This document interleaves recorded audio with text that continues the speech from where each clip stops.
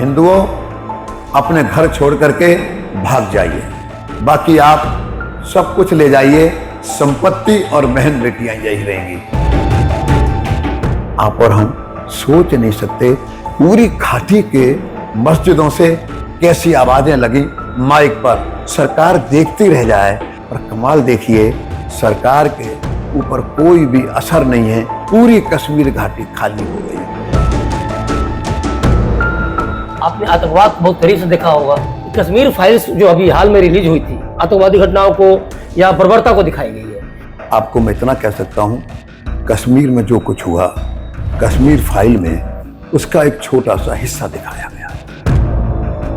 आम भारत में रहने वाला आदमी कश्मीर के जीवन की कल्पना नहीं कर सकता। जम्मू कश्मीर के हिंदू ने किस प्रकार के आतंकियों के दौर को देखा है। सर, आप जम्मू कश्मीर के शायद किसी ऐसे जिले में न रहे हों जो कि उपद्रवग्रस्त या आतंकवादग्रस्त न रहा हो, तो उन सारे जिलों में रहने के दौरान आपने आतंकवाद को बहुत करीब से देखा होगा। लोगों पे जो आतंकवादी घटनाओं का जो असर था वो काफी करीब से आपने देखा। दूसरी तरफ मैं ये पूछूं कि कश्मीर फाइल्स जो अभी हाल में रिलीज हुई थी, उसको भी उसमें काफी आतंकवादी घटनाओं को या बर्बरता को दिखाई गई है। इन दोनों में तुलना करें अगर, तो क्या कश्मीर फाइल्स में जो बर्बरता दिखाई गई है वो गलत है, या फिर ज्यादा दिखाई गई, या फिर उससे भी ज्यादा उस दौर में बर्बरता थी या आतंकवादी घटनाएं ज्यादा थी जब आप उस समय जम्मू कश्मीर के जिलों में आरएसएस के लिए काम कर रहे थे? जम्मू कश्मीर में कुल मिलाकर एक 14-15 साल मेरे पास संघ का दायित्व रहा है जी। सभी जिलों में प्रवास, सभी जिलों में आना जाना रहा जी। केवल एक ढोडा जिला, पुराना ढोडा जिला, वहां पर मैं गया तो हूं प्रवास पर कई बार, वो मेरे पास नहीं रहा। बाकी पूरा जम्मू कश्मीर लद्दाख सब अपने पास रहा है और निकटता से चीज़ों को देखा है। मैं भी अपने दोस्त और कार्यकर्ताओं के साथ ग्रेटर नोएडा में कश्मीर फाइल पिक्चर को देखने के लिए गया था। उसको देखा, उसको देखने के लिए जो लोग बैठे थे उनकी आंखों में आंसू, गुस्सा भी था, आंखों में आंसू था, और उसने बहुत एक अच्छा जागरण देश के अंदर किया। लेकिन जितना कुछ मैंने देखा और सुना, आपको मैं इतना कह सकता हूँ, कश्मीर में जो कुछ हुआ, कश्मीर फाइल में उसका एक छोटा सा हिस्सा दिखाया गया है। आम भारत में रहने वाला आदमी कश्मीर के जीवन की कल्पना नहीं कर सकता। जम्मू कश्मीर के हिंदू ने किस प्रकार के आतंकियों के दौर को देखा है। मैं 2-3 घटना आपके सामने रखना चाहूँगा। एक दिन मैं श्रीनगर के का मेरा दौर रहा है, श्रीनगर में प्रचारक रहने का 86, 87, 88, 3-3.5 साल मैं कश्मीर घाटी में रहा हूँ। डायरेक्ट सीधा श्रीनगर मेरा केंद्र रहा है। एक दिन मैं श्रीनगर के कार्यालय में बैठा हुआ था, मेरे जिला प्रचारक खुशहाल जी मेरे साथ बैठे थे। हमारी जो मकान की मालिकनी थी वो संघ परिवार ही था। रात को 10 बजे कहा, महावीर जी बाहर देखो क्या हो रहा है, पाकिस्तान जिंदाबाद, आरएसएस के कुत्तों वापस जाओ, इस प्रकार के नारे लग रहे हैं। हमने ऊपर छत से झांक कर देखा, एक लगभग 50-55 लोग मुसलमान। हमारे बराबर में सगीना होटल था, उसका मालिक थोड़ा अपने से चिढ़ता था, संघ से चिढ़ता था, हिंदुओं से चिढ़ता था। 50-55 लोगों को लेकर के उसने संघ कार्यालय पर हमला बोला। हाथ में लाठियां थी, सरिया थी, डंडे थे उनके हाथों में। तो हम देख करके हैरान हो गए।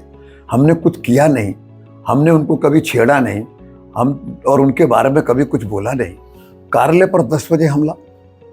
खैर जैसे भी था, जब हम पर हमला हुआ तो हमने भी थोड़ा उसका मुकाबला किया, थोड़ा संघर्ष किया, और उनको हमने लाल चौक तक भागने पर मजबूर कर दिया, केवल हम 2-3 लोगों ने। और वो भी घायल हुए, चोटें हमको भी लगी, अखबार में भी आया।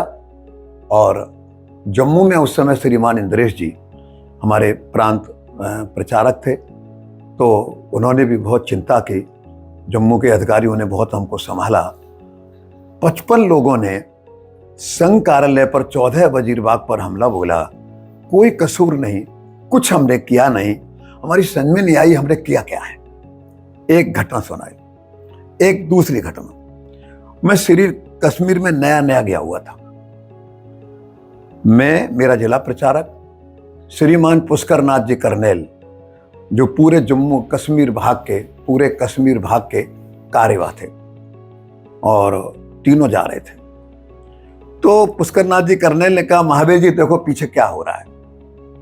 क्या देखा? एक हिंदू लड़की कॉलेज में पढ़ती होगी संभवतः, उसका छोटा भाई 10वीं 11वीं में पढ़ता होगा। 20-22 मुस्लिम युवकों ने घेर कर छेड़छाड़, तंग करना ये शुरू किया हुआ था। हमने पीछे मुड़ के देखा, बड़ा अजीब लगा, हम कल्पना भी नहीं कर सकते थे। खैर उसके बाद जो भी हुआ, थोड़ा बताना मुश्किल है कि वहाँ क्या हुआ, पर कुल मिलाकर इतना समझ लो, बस लाल चौक पर रुकी। उस हिंदू बहन को, उसके भाई को हमने तुरंत 3 व्हीलर पर बिठाया, आप लोग जल्दी से जल्दी यहाँ से निकल जाओ। पुष्कर नाथ जी कर्नेल को भी हमने और कार्यालय भेज दिया। हम 2 लोग थे, हम दो ने सोचा ये 20-22 लोग हैं, है नहीं, हम 20-22 लोगों का तो क्या कर पाएंगे, इतनी देर में पूरा लाल चौक इकट्ठा हो जाएगा। 2-3 जो उनके रिंग लीडर थे उनको पकड़ा, सबक सिखाया और सबक सिखाकर तुरंत हम लोग वहां से भाग गए। घटनाएं कश्मीर की कैसी? बारामूला एक जिला केंद्र है, शाखा लगती थी। अनिल पंडिता 10वीं क्लास में पढ़ता था और उसके घर पर 700-800 मुसलमानों की भीड़ ने हमला बोल दिया। उनकी माँ का फोन आया कि भैया ऐसे ऐसे बात है, मैं क्या करूं, इनके पिताजी गवर्नमेंट एम्प्लॉई हैं, आने में 2.5-3 घंटे लगेंगे। मैंने कहा बहन जी मैं भी चलता हूं श्रीनगर से, पर 1.5-2 घंटे तो लग ही जाएंगे और उनके पिताजी को तो 2 घंटे से भी ज़्यादा लगेंगे।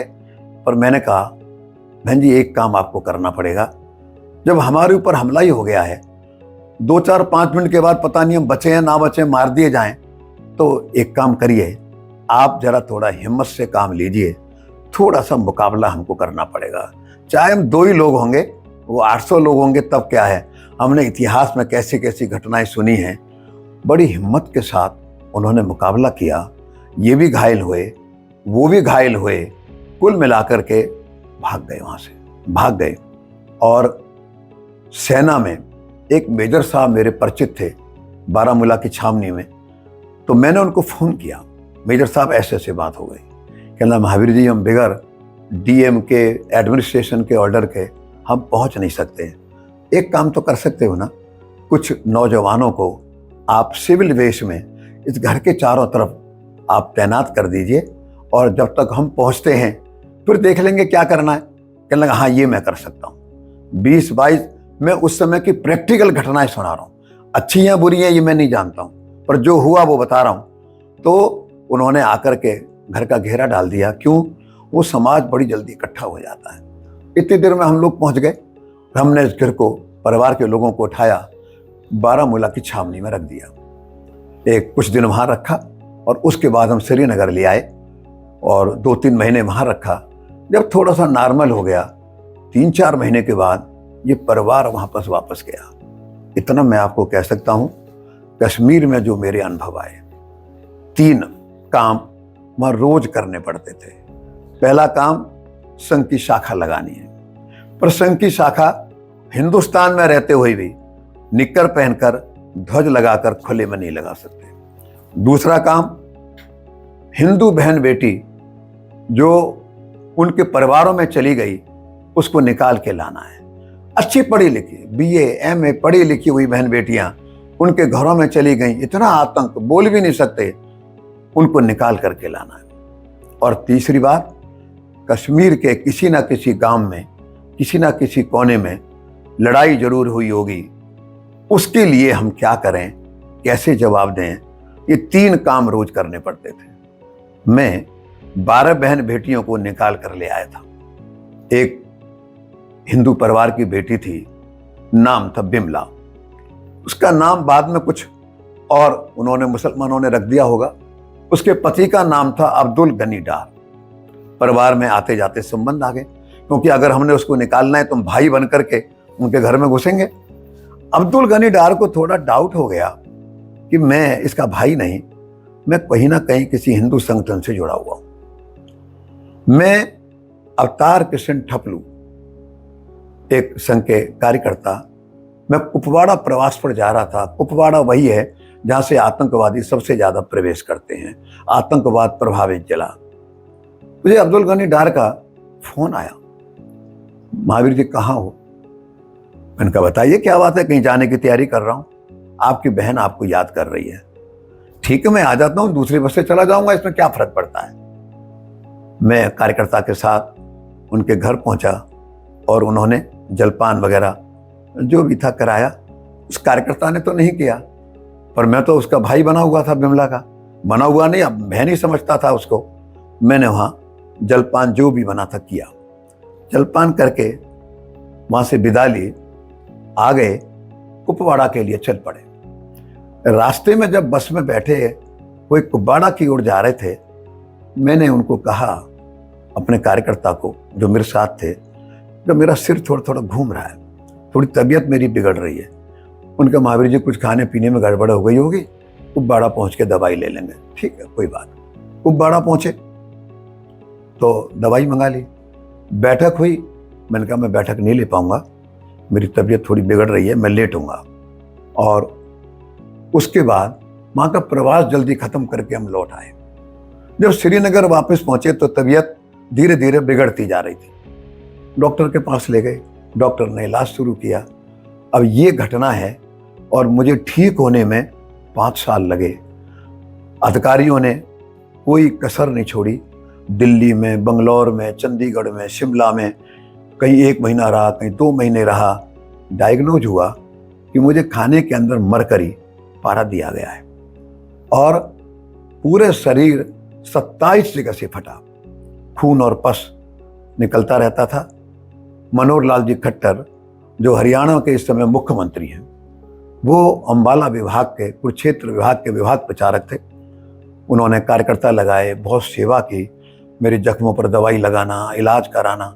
कपड़े भी नहीं पहन सकता था, बोलना भी बहुत कम, बहुत थोड़ा सा बोल पाता था, बोल भी नहीं पाता था।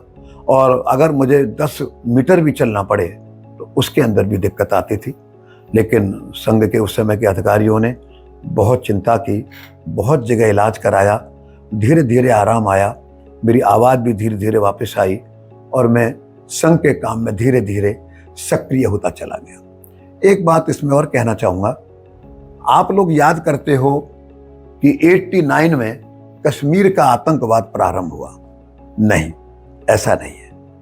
आपको बताऊं, उन्होंने कई साल पहले तैयारी शुरू कर दी। एक डेपुटेशन हम लोगों का दिल्ली गया। उस समय जो कांग्रेस के नेता थे, नाम गिनाऊंगा, जगदीश टाइटलर, उनको जाकर के मिले। फिर माखनलाल फोतेदार इंदिरा गांधी के दाहिने हाथ थे और उनका गांव भी कश्मीर में आता था, उनका घर भी नहीं बचा था, उस पर भी हमला हुआ था। इन सब लोगों को मिले। देखिए, आतंकवाद कश्मीर में आहट कर रहा है, प्रवेश कर रहा है। अभी आपने अगर नहीं रोका तो बहुत मुश्किल हो जाएगी, हिंदू बच नहीं पाएंगे। लेकिन किसी ने भी सुना नहीं। संघ ने और भाजपा के लोगों ने, हिंदूवादी संगठनों ने बहुत प्रयास किया, दिल्ली में कोई कमी नहीं छोड़ी, समझाएं। और वहाँ का जो CID डिपार्टमेंट था, केंद्रीय जो सुरक्षा एजेंसियां थीं, उन्होंने भी बहुत प्रयास किया बताने का कि देखो भाई, अभी अगर आप नहीं रुकोगे बहुत मुश्किल हो जाएगी। मुझे 2 घटनाएं याद आ रही हैं। मैं वहाँ से, उन्होंने तो मेरा काम 88 मई के अंदर पूरा कर दिया, पॉइजन दे करके धराशायी कर दिया 88 मई में। और मैं घायल होकर के मुझे संघ हिमाचल में ले आया, मंडी विभाग में। और उसके बाद घटनाएं बढ़ती गईं। उनकी रणनीति, उनकी स्ट्रेटेजी कैसी थी, उसको समझने का प्रयास हम सबको करना चाहिए। हिंदू समाज के जो दबंग लोग थे, दिलेर लोग थे, जीते थे, मरते थे हिंदू समाज के लिए, उन्होंने पहले उनको निशाना बनाया। कि वहाँ का हिंदू समाज डिमोरलाइज होकर के भाग जाए। पहला नाम श्रीमान Tikalal ji Taplu, second year OTC train, Bhajpa के सीनियर वाइस प्रेसिडेंट प्रांत के, हाई कोर्ट के वकील, एक भाई उनके जम्मू कश्मीर पुलिस में एसपी, एक भाई उनके यूनिवर्सिटी में प्रोफेसर, और एक उनका वो था कि हाँ कोई हिंदुओं का शेर है। उनको गोली मारी, उनकी हत्या की गई। हिंदू समाज का क्या हाल था उस दिन। उस दिन कश्मीर के हिंदुओं ने क्या महसूस किया था, आप और हम सोच नहीं सकते। उनको लगा कोई हमारे सिर से कोई बहुत बड़ा हाथ उठ गया है। और उनकी सब यात्रा में शमशान भूमि पर 25 से 30 हजार हिंदू श्रीनगर के अंदर था।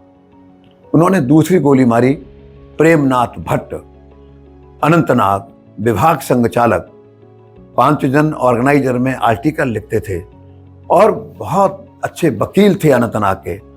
दूसरी गोली उनको मारे। फिर कहीं रुचिर कुमार, सतीश भंडारी, किश्तवाड़, चुन चुन के उन्होंने उनको मारना शुरू किया। और मैं इस दौर में घायल होकर के मुझे ले आए और मेरा इलाज शुरू हो गया। और जब मेरा इलाज चल रहा था तो कश्मीर के लोगों ने कहा अब ये आतंकवाद एकदम बहुत जोरों पर आ गया है, आप हमको महावीर वापस कर दीजिए तो हम जो है ना थोड़ा संघर्ष करेंगे, मुकाबला करेंगे। हमारे क्षेत्रीय प्रचारक माननीय जयगोपाल जी ने जवाब दिया और अधिकारियों ने जवाब दिया, अरे भाई वो ठीक तो हो जाए, आपको तो पता है उनकी स्थिति क्या है, ठीक हो जाएगा, दोबारा दे देंगे। ये उन्होंने इसलिए कहा। मुझे मेरे एक बहुत बड़े अधिकारी ने यह कहा, महावीर हम आपको कश्मीर भेज रहे हैं, 3-4 चीज़ों की तैयारी कर लेना। एक तैयारी करना, हिंदू युवक, गांव का रहने वाला, कॉलेज में पढ़ने वाला और या गांव का रहने वाला, एक 400-500 युवकों की टोली खड़ी करना, एक काम। दूसरा काम क्या करना, इनको इजराइल का इतिहास सुनाना है, छोटा सा इजराइल और कितने अरब देशों का मुकाबला करता है, मुस्लिम आतंकवादियों को झेलता है। तीसरी बात मुझे कही गई, इनको नियुद्ध जूडो कराटे इनको सिखाना। और चौथा निशानेबाजी, कि निशानेबाजी में अच्छे हो जाएं। ये 4 काम जो है ना ये वहाँ पर जा कर के आपको करने पड़ेंगे। इस दिशा में प्रयास भी किया, टोली भी इकट्ठी की। इसलिए उन्होंने कहा कि आप हमको अगर ये वापस महावीर जी को दे दो तो हम लड़ेंगे, मुकाबला करेंगे। और उन्होंने हमारी तैयारी भी कराई है, ये उन्होंने कहा। और इसके बाद मुझे तो ठीक होने में काफ़ी साल लगे, 5 साल लग गए मुझे ठीक होने में। इस बीच में कश्मीर में जो कुछ हुआ आप सब लोग जानते हो, 5 लाख हिंदुओं को वहाँ से भगा दिया गया। जो कश्मीर फाइल पिक्चर है उसमें दिखाया है, लेकिन जितना वहाँ पर हुआ है उसका एक हिस्सा तो कह सकते हो, पूरा नहीं कह सकते। आप कल्पना कर सकते हो अमेरिका में, रूस में, चीन में उनके एक प्रांत से उनके मूल नागरिकों को भगा दिया जाए, इंग्लैंड के एक प्रांत से मुसलमान, बौद्ध या हिंदू और वहाँ के मूल ब्रिटिशर्स को, अंग्रेजों को भगा दें। ये कितने एक आश्चर्य वाली बात है। सरकार देखती रही, सब कुछ होता रहा, 5 लाख हिंदुओं को भगा दिया गया। कम से कम 1,500 से अधिक कश्मीरी हिंदुओं को की हत्या कर दी गई। कितनी माताओं बहनों के कौन कौन से हिस्से काटे गए उसका वर्णन भी नहीं कर सकते। उनकी छाती काट दी गई, उनके कौन कौन से अंग काट करके क्या क्या किया गया, आप और हम सोच नहीं सकते। किस दर्दनाक मस्जिदों से कैसी आवाजें लगी माइक पर, हिंदुओं अपने घर छोड़ करके भाग जाइए, अपनी बहन बेटियों को यहीं छोड़ देना, बाकी आप सब कुछ ले जाइए, संपत्ति और बहन बेटियां यही रहेंगी। पूरी घाटी के मस्जिदों से, माइकों से घोषणा की जाए, सरकार देखती रह जाए। हमारी CID, CBI सब सूचना दे रही हैं, और कमाल देखिए सरकार के ऊपर कोई भी असर नहीं है, कोई प्रभाव नहीं है। पूरी कश्मीर घाटी खाली हो गई। कितने मकान, कितने बाग, कितनी संपत्ति, कितने मंदिर, क्या हुआ, कोई हिसाब किताब करने बैठे तो आप हैरान हो जाएंगे। आज़ाद किसी देश में, किसी प्रांत में ये घटना उस देश के मूल नागरिकों के साथ कोई और प्रांत, देश होता, घट सकती थी क्या, परंतु यहाँ कोई असर नहीं हुआ। तो ये जम्मू कश्मीर का अत्याचार, अन्याय भुगता भी है, देखा भी है, और वो दौर भी देखा है जिसकी कल्पना नहीं कर सकते। मैं जब कश्मीर से चला, BA MA पास 100 हिंदू बेटियों की सूची मेरे पास थी, जो कश्मीरी परिवारों में कितना घुटन, किस सफोकेशन को, किस अत्याचार को सहन करके उनके घरों के अंदर गई होंगी। कितने कार्यकर्ता मारे गए, कितना अत्याचार हुआ। मैं फिर कहूँगा, कश्मीर फाइल उसका एक छोटा सा सैंपल है, एक छोटा सा नमूना है। उसमें पूरे कश्मीर का दर्द नहीं है, और कश्मीर घाटी ने इस दर्द को केवल 1989-90 में नहीं, कश्मीर ने इस घाटी को 700 साल तक झेला है। 700 साल तक। एक्सोडस एक शब्द है अंग्रेजी का, जिसका मतलब होता है पलायन। जब किसी जाति पर, किसी इलाके पर अत्याचार हो या कोई और कारण से उस पूरे जाति को वहाँ से भागना पड़े। कश्मीरी हिंदू का एक बार नहीं, 2 बार नहीं, इतिहास में 6-7 बार पलायन हुआ है, 6-7 बार एक्सोडस हुआ है। और मैं इतना ही कहूँगा, कश्मीर के हिंदू की हिम्मत को दाद देते हैं, कश्मीर के हिंदू की बहादुरी को दाद देते हैं। 700 साल के इतिहास में कितना जुल्म और अत्याचार उन्होंने झेला है कि कश्मीर घाटी, जितने भी लोग आज कश्मीर में मुसलमान हैं, अध्ययन करके देखिए कि लगभग एक 60-65 लाख मुसलमान होगा। एक हिस्सा है जो ब्राह्मण से कन्वर्टेड है, ब्राह्मण मुसलमान। कौन? महबूबा मुफ्ती, फारूक अब्दुल्ला और शेख अब्दुल्ला का परिवार, उमर अब्दुल्ला का परिवार, ब्राह्मण मुस्लिम। उससे थोड़े से कम राजपूत मुस्लिम हैं। उनकी पहचान अब्दुल गनी लोन, उनका बेटा लोन, ये सब राजपूत कन्वर्सन है। तीसरा गुजर मुसलमान, गुजर मुसलमान थोड़ा इनसे भी कम है, राजपूत से भी। ब्राह्मण से कन्वर्टेड, राजपूत से कन्वर्टेड, गुजर से कन्वर्टेड, ये आबादी है 90 से 95%। शेष 4-5% में कुछ और होगा। एक उदाहरण देना चाहूँगा बहुत बढ़िया। शेख अब्दुल्ला ने अपनी आत्मकथा लिखी आत से चिनार के रूप में। उसके पेज नंबर 3 पर वो लिखते हैं, मुझे कहते हुए गौरव होता है, मैं सारस्वत ब्राह्मण परिवार से हूँ, मेरी रगों में सारस्वत ब्राह्मण का खून बहता है। हम भी कौल हैं, हमारे पूर्वज थे बाल मुकंद कौल, हिंदवाड़ा से श्रीनगर के अंदर आए। लगभग 1755-60 का वो दौर था जब वो श्रीनगर में आए। उन्होंने हिंदू धर्म को छोड़कर इस्लाम को स्वीकार किया। वो सालों का व्यापार करते थे। नेपोलियन बोनापार्ट को उन्होंने अपने यहाँ की बनी हुई साल उनको भिजवाई थी। देखिए, प्रत्येक मुस्लिम कश्मीर का अपने गोत्र को जानता है, अपनी जाति को जानता है। और वहाँ का जो अधिकारी थे, पुलिस के IG, वो लिखते थे अपना नाम लिख करके, पंडिता, रैना, धर, एना, कौल, ये गोत लगाते थे। तो ये जो कश्मीरी का जो हमने इतिहास पढ़ा है, ये 700 साल का दौर है। और इससे पहले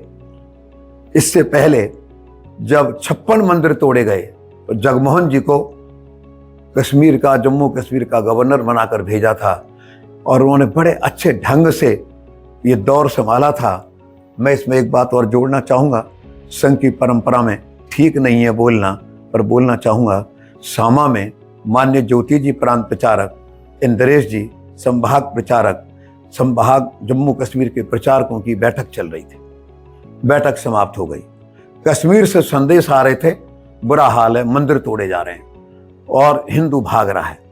रात को 11 बजे के बाद जम्मू कश्मीर के प्रचारकों की फिर बैठक हुई, दोबारा बैठक की गई। रात को 11 बजे वहाँ जो प्रचारक थे भगवत स्वरूप जी, उनकी ट्रांसफ़र की गई भारतीय जनता पार्टी में, उनको संगठन मंत्री बनाया गया। और उसी बैठक में मेरी घोषणा की गई, मैं राजौरी विभाग से अब कश्मीर संभाग का प्रचारक रहूँगा, 3 विभागों का, और मुझे वहाँ जाकर के 4 संभालना है। मैंने कहा मैं जाता हूँ अपने हेडक्वार्टर पर, सामान ले आता हूँ। उनका नहीं, समय नहीं है, आपको सुबह 5 बजे यहीं से जाना है। सुबह 5 बजे मैंने बस पकड़ी, मैं रात को श्रीनगर पहुँचा। कर्फ्यू लग गए थे, लाइट थे, अंधेरा हो रहा था, हिंदू जम्मू की ओर भाग रहा था। और मैं वहाँ बस से उतरता हूँ, कभी कश्मीर गया नहीं पहली बार। अब आप कल्पना करिए, मैं बस से उतर करके, हिंदू भाग रहा है, लड़ाई हो रही है, मंदिर टूट रहे हैं, मैं किस प्रकार कार्यालय पहुंचाऊंगा, अंधेरे में कितनी मुसीबत, कितने संकट झेल करके वहां पहुंचाऊंगा। और हिंदू वहां से जम्मू की ओर पलायन कर रहा था। मैं कह रहा था मैं आपके यहाँ प्रचारक होकर के आया हूँ, वो कह रहे थे हमारे मंदिर टूट रहे हैं, हम घायल हो रहे हैं, हम पर हमले हो रहे हैं, हम जम्मू की ओर भाग रहे हैं। वो जम्मू की ओर हिंदू जा रहा था और मैं जम्मू से श्रीनगर पहुंचता हूँ रात को। तो किस तरीके से फिर वहाँ पर संघ का काम जमाया, शाखाएं बढ़ाई, कितना संघर्ष किया, वो एक ऐसी चीज़ है जो बताने वाली भी नहीं है, बताए भी नहीं जा सकता है। पर मैं तो सौभाग्य मानता हूँ, हे भगवान, मैंने भगत सिंह राणा प्रताप की कहानी तो सुनी थी, और तूने मुझे भी मौका दिया कश्मीर जाने का। मैं बहुत खुश था, चलो कुछ करेंगे यहाँ पर, और जितना अपन कर पाए अपन ने किया भी। मैं अपने आप को बहुत सौभाग्यशाली मानता हूँ, मुझे कश्मीर में भी प्रचारक रहने का, संघर्ष करने का ये दौर देखने का मौका मिला।